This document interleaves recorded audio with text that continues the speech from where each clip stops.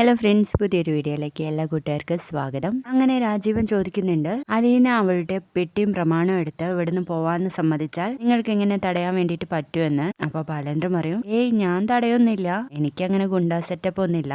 അപ്പൊ രാജീവൻ പറയും, 22 മണിക്കൂർ സമയം ഞാൻ അലീനയ്ക്ക് കൊടുത്തിട്ടുണ്ട്, അതിനകം ഈ വീട് വിട്ട് അവൾ പോയിരിക്കും എന്ന് പറയുമ്പോൾ, നിങ്ങൾക്ക് അവളെ ഭീഷണിപ്പെടുത്താം, പരിഹസിക്കാം, പക്ഷേ ബലപ്രയോഗം മാത്രം പാടില്ല, അവളുടെ ദേഹത്ത് പോലും തൊടാൻ വേണ്ടിയിട്ട് പാടില്ല. തൊട്ടാൽ എന്ന് പറഞ്ഞിട്ട് ഒരു പിസ്റ്റൽ എടുത്ത് ചൂണ്ടുകയാണ് കേട്ടോ രാജീവിന് നേരെ. രാജീവനാണെങ്കിൽ ഇത് കാണുമ്പോൾ ആകെ ഭയപ്പെട്ടു പോകും. ഇത് നീ കണ്ടല്ലോ, ലോഡഡ് ഗണ്ണ, 6 ബുള്ളറ്റ് ഉണ്ട് ഇതിൽ എന്ന് പറയുമ്പോൾ നമ്മുടെ രാജീവൻ പറയും, ആ പിസ്റ്റൽ അങ്ങ് മാറ്റി പിടിക്കേ. എന്താ രാജീവൻ, പേടിയുണ്ടോ എന്ന് ചോദിക്കാണ്. പക്ഷെ എനിക്ക് പേടിയില്ലല്ലോ എന്ന് പറഞ്ഞിട്ട് നമ്മുടെ ബാലേന്ദ്രൻ സ്വന്തം തലയ്ക്ക് നേരെ ചൂണ്ടുവാണ് കേട്ടോ. എന്നിട്ട് ആ തോക്ക് ഷെൽഫിൽ തന്നെ എടുത്തു വെക്കുകയാണേ. എന്നിട്ട് രാജീവന്റെ അടുത്ത് പറയും, കൂടുതൽ സംസാരിക്കേണ്ട ആവശ്യമൊന്നുമില്ലല്ലോ എന്ന് പറയുമ്പോൾ രാജീവൻ പറയും, ഞാൻ പോവാ, പക്ഷേ നാളെ വരും എന്ന് പറഞ്ഞിട്ട് അങ്ങ് പോവാണ് കേട്ടോ. പിന്നീട് നമ്മുടെ വൈജയാണെങ്കിൽ മേശന്റെ അവിടെ ഇങ്ങനെ നിൽക്കുമായിരിക്കും. ആ സമയത്ത് കൃഷ്ണമോളും ബബിയും കൂടെ ക്ലാസ് കഴിഞ്ഞ് വരികയായിരിക്കും കേട്ടോ. ബബി അമ്മയെ കണ്ട ആ ഒരു കാഴ്ചയിൽ ചോദിക്കും, അമ്മ വന്നോ, എപ്പോഴാ വന്നത്, കൊണ്ടുപോയ പെട്ടിയും കിടക്കയൊക്കെ തിരികെ കൊണ്ടുവന്നോ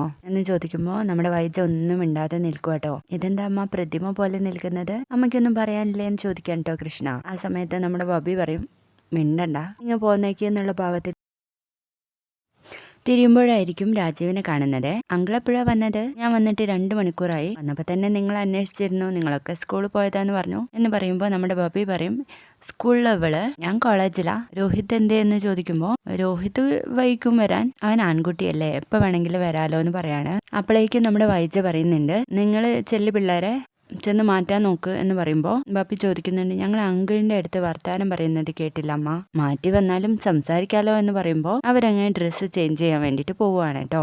അപ്പൊ രാജീവിന്റെ അടുത്ത് വൈദ്യ ചോദിക്കും, ബാലേന്ദ്രന്റെ അടുത്ത് സംസാരിച്ചോ എന്ന്. സംസാരിച്ചു, ഞാൻ പറഞ്ഞതൊന്നും അയാൾക്ക് തീരെ ഇഷ്ടപ്പെട്ടില്ല. അയാൾ അപ്പോഴേക്കും തോക്കെടുത്ത് എന്റെ നേർക്ക് ചൂണ്ടി, അയാൾക്ക് എന്താ പറ്റിയത്, അയാൾ ആകെ മാറിപ്പോയിരിക്കുന്നു എന്ന് പറയുമ്പോൾ, അതല്ലേ ഞാൻ പറഞ്ഞത്, ബാലേന്ദ്രൻ ആകെ മാറിപ്പോയിരിക്കുന്നു എന്ന്. എല്ലാം ഉപേക്ഷിച്ച പോലെ അയാൾ ബിഹേവ് ചെയ്യുന്നത്, ജീവിച്ചിരിക്കാൻ പോലും ഒരു താല്പര്യവും ഇല്ല എന്ന മട്ടിലാണ് അയാളുടെ സംസാരം എന്ന് പറയുമ്പോൾ വൈജ പറയുന്നുണ്ട്, അതെ രാജീവേട്ടാ. അപ്പോൾ രാജീവൻ പറയുന്നുണ്ട്, അയാൾ ആരാണെന്ന ബോധം പോലും അയാൾക്കില്ല, അല്ലെങ്കിൽ പിന്നെ എന്റെ നേർക്ക് തോക്കെടുക്കുവോ എന്ന് ചോദിക്കുമ്പോൾ വൈജ ചോദിക്കും, എന്ത് പറഞ്ഞപ്പോഴാ തോക്കെടുത്തതെന്ന് ചോദിക്കുമ്പോൾ, അലീനെ ഇവിടുന്ന് പറഞ്ഞയക്കും എന്ന് പറഞ്ഞപ്പോഴാ എന്ന് പറയാണേ. ആ സമയത്ത് ബബിയും കൃഷ്ണയൊക്കെ അവിടെ തന്നെ ഉണ്ട് കേട്ടോ. അപ്പോൾ എന്ത് പറഞ്ഞു എന്ന് ചോദിക്കുമ്പോൾ, അലീനയെ പറഞ്ഞു വിടില്ല എന്ന് പറഞ്ഞു. എന്നിട്ട് രാജീവനൊന്നും പറഞ്ഞില്ലേ, പിന്നെ ഞാൻ പറയാതിരിക്കോ, ഞാൻ പറഞ്ഞു 22 മണിക്കൂറിനകം അവൾ ഇവിടുന്ന് പോയിരിക്കുമെന്ന്, പക്ഷേ എനിക്ക് പറ്റുമെങ്കിൽ അവളെ ഒന്ന് പറഞ്ഞു വിടാൻ നോക്ക് എന്ന് വെല്ലുവിളിച്ചിരിക്കുക ബാലേന്ദ്രൻ എന്ന് പറയാട്ടോ.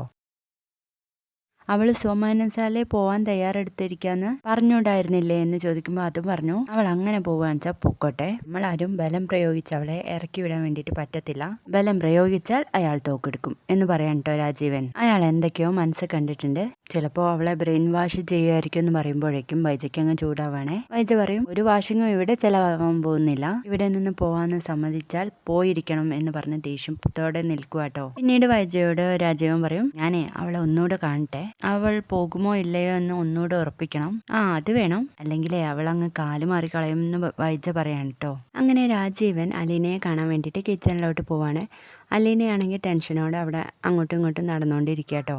അപ്പോൾ അലീനയെ എന്ന് വിളിക്കുമ്പോൾ അലീന അടുത്തേക്ക് ചെല്ലുന്നുണ്ട്. ഞാൻ എന്തിനാ ഇവിടെ വന്നതെന്ന് അറിയോ, അറിയാമെന്ന് പറഞ്ഞാൽ എന്തിനാന്ന് ചോദിക്കും. എന്നെ ഇവിടുന്ന് പറഞ്ഞു വിടാൻ. അതിനുവേണ്ടി ഞാൻ എവിടെ നിന്നാ വന്നതെന്ന് അറിയോ, അറിയാം, സിംഗപ്പൂരിൽ നിന്ന്. എന്നെ കുറിച്ച് ഞാൻ ഇവിടെ ഉള്ളവരോട് അന്വേഷിച്ചു, വലിയ കുഴപ്പക്കാരിയല്ല എന്നാണ് അറിയാൻ പറ്റിയത് എന്ന് പറയുമ്പോൾ അലീന താങ്ക് യു സർ എന്ന് പറയണേ. അതുകൊണ്ട് എനിക്ക് നിന്നെ ഉപദ്രവിക്കണം എന്നില്ല, അതുകൊണ്ട് നീ നിന്റെ പാടും നോക്കി പോ എന്ന് പറയണേ. എന്നിട്ട് പറയും, നിന്റെ ചെവിക്കുറ്റി അടിച്ചു പൊട്ടിക്കണം എന്ന് വിചാരിച്ചാ ഞാൻ ഇങ്ങോട്ട് വന്നത്, അത് നിന്നെ പേടിച്ചിട്ടോ ബാലേന്ദ്രനെ പേടിച്ചിട്ടോ ഒന്നല്ല, നിനക്ക് 4 തന്നാ നീ നിന്ന് കൊള്ളേ ഉള്ളൂ, എന്നെ ആരും ഒലത്താൻ പോകുന്നില്ല. ബാലേന്ദ്രന്റെ കയ്യിലെ തോക്ക് കണ്ടിട്ടാണ് നിന്റെ ഈ പോക്ക് എങ്കിൽ അത് ഇവിടെ ചെലവാകത്തില്ല, അയാളുടെ കയ്യിലുള്ള തോക്കിനേക്കാൾ വലിയ തോക്ക് എന്റെ കയ്യിലുണ്ട്. ഈ പാലായിൽ കളിച്ച് വളർന്നവനാ ഞാൻ, ഇവിടുത്തെ അടിയും ഇടിയോ എല്ലാം കണ്ട് എല്ലാം പയറ്റിയിട്ടാ സിംഗപ്പൂരിലോട്ട് പോയത്. അപ്പോഴേക്കും അവിടേക്ക് വൈജ വരുന്നുണ്ട്. അതുകൊണ്ട് ബാലേന്ദ്രന്റെ തണലിൽ ജീവിക്കാമെന്ന മോഹമുണ്ടെങ്കിൽ അതങ്ങ് മാറ്റി വെച്ചേക്കെന്ന് പറയാൻ കേട്ടോ രാജീവൻ. അപ്പോഴേക്കും വൈജ വന്ന് പറയുന്നുണ്ട്, ഇവള് സോമാനസാല ഇവിടെ നിന്ന് പോവാൻ വേണ്ടിയിട്ട് വിചാരിച്ചതാ,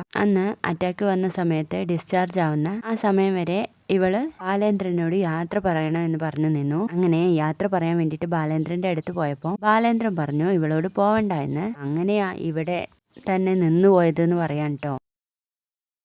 നീ ഇനി യാത്രയൊന്നും ആരോടും ചോദിക്കണ്ട, നാളെ രാവിലെ തന്നെ ഇവിടുന്ന് സ്ഥലം വിട്ടോ, മനസ്സിലായില്ലേ എന്ന് ചോദിക്കുമ്പോൾ നമ്മുടെ അലീന പറയും മനസ്സിലായി. ബാലേന്ദ്രനെ പേടിച്ചിട്ടാ നീ ഇവിടുന്ന് പോവാത്തതെങ്കിൽ അതിനേക്കാൾ വലിയ പേടി നീ പേടിക്കേണ്ടി വരും എന്ന് പറയുന്നുണ്ട്. ബാലേന്ദ്രൻ കൈതയ്ക്കൽ മാളിക വീട്ടുകാർക്ക് പുല്ലാണ്, പിന്നെയാണോ ബാലേന്ദ്രന് പേടിക്കുന്ന നിന്നെ എന്ന് പറയാൻ കേട്ടോ അലീനയുടെ മുഖത്ത് നോക്കിയിട്ട്. അപ്പോൾ രാജീവിന്റെ മുഖത്തേക്ക് നോക്കിയിട്ട് നമ്മുടെ വൈജയ്ക്ക് ഒരു സന്തോഷമാണ് കേട്ടോ, ചിരിക്കുന്നുണ്ട്. അപ്പോൾ എങ്ങനാ നീ ഇവിടെ നിന്ന് പോവല്ലേ എന്ന് രാജീവൻ ചോദിക്കുന്ന നേരത്തെ നമ്മുടെ അലീന പറയും എനിക്കിവിടെ നിൽക്കാൻ ഒട്ടും താല്പര്യമില്ല, ഞാൻ ഇവിടെ നിന്ന് പോകാൻ വേണ്ടി എപ്പോഴും റെഡിയാണ്, പക്ഷെ സാറ് പറഞ്ഞതുകൊണ്ട് മാത്രം ഇവിടെ പിടിച്ചു നിന്നതെന്ന് പറയാണ്. അപ്പോൾ രാജീവൻ പറയുന്നുണ്ട് ഒരു സെന്റിമെന്റ്സും എൻ്റെ അടുത്ത് വേണ്ട, ഗൃഹനാഥനെ പോക്കറ്റിലാക്കാൻ വേണ്ടുന്ന ചില സെർവൻറ്റുകളുടെ തന്ത്രമൊക്കെ എനിക്കറിയാമെന്ന് പറയുമ്പോൾ അലീനയ്ക്കാകെ വല്ലാണ്ടാവാണ് കേട്ടോ.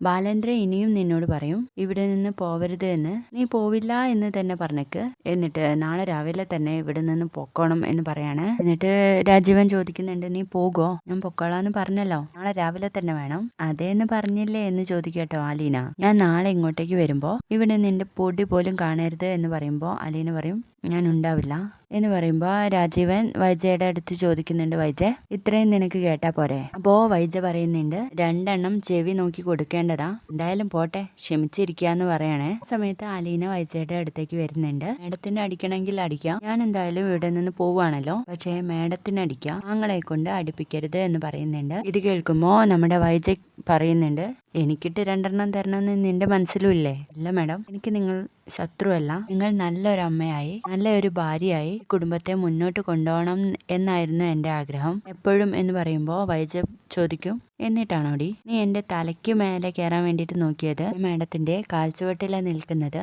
എപ്പോഴും ഇപ്പോഴും എന്ന് പറയണേ. എന്നെ മടിയിലും തോളത്തും ഒക്കെ എടുത്തുകൊണ്ട് നടക്കുന്ന പ്രായമൊക്കെ കഴിഞ്ഞില്ലേ, ഇനി ഞാനത് ആഗ്രഹിക്കുന്നുമില്ല, മാഡത്തിനൊരു ഭീഷണിയല്ല ഞാൻ, പക്ഷേ മാഡം ഒരിക്കൽ എന്നോട് ചെയ്തത് ഓർത്ത് നെഞ്ചു പൊട്ടിക്കരയും. അപ്പോൾ വൈജു ചോദിക്കുന്നുണ്ട് ഞാനോ, നിന്റെ അടുത്തോ? അതെ.